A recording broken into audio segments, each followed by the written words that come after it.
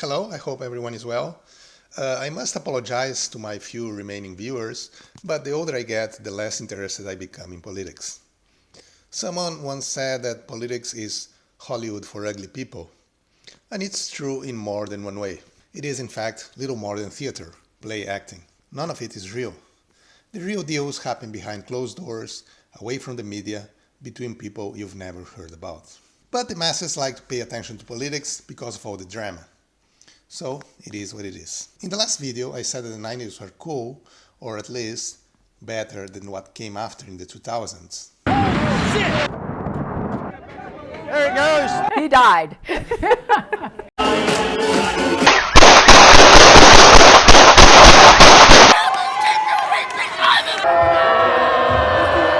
But then someone from Russia said, no, the 90s sucked. One funny thing I found is that no matter what you say, there is always going to be someone who disagrees. In any case, of course, I was mostly talking about the American Empire, you know, the US, Western Europe and South America. The part of the world that was under the Iron Curtain went, of course, through a different timeline. And Eastern Europe was always a different universe.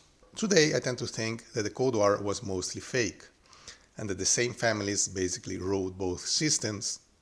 But still, they were very different systems, and so in that context, it made sense for Western Europe to be allied with the United States. The politicians and the companies got their money, and people got their individual freedom and their consumerist paradise.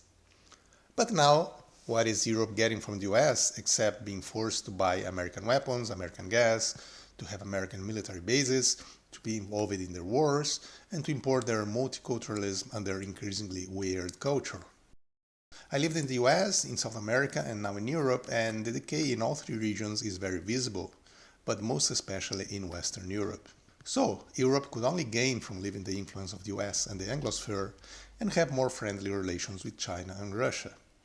It just makes sense, even because of resources and geographical proximity.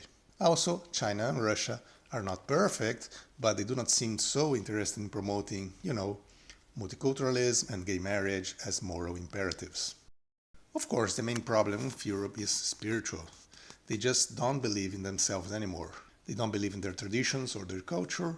They believe only in angry climate gods. Hedonism and instant gratifications and consumerism is all they care about, and they can't even be bothered to reproduce. Abortion for the young, euthanasia for the old. That is their motto.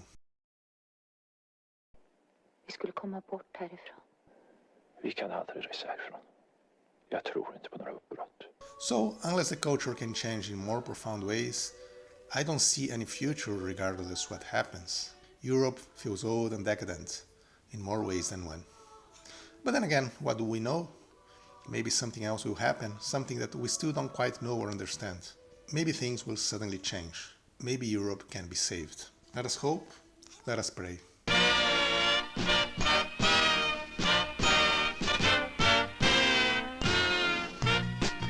When inhabitants of these countries consider themselves Europeans, it is through the belief that they are the center of the world, the old world, the source of civilization.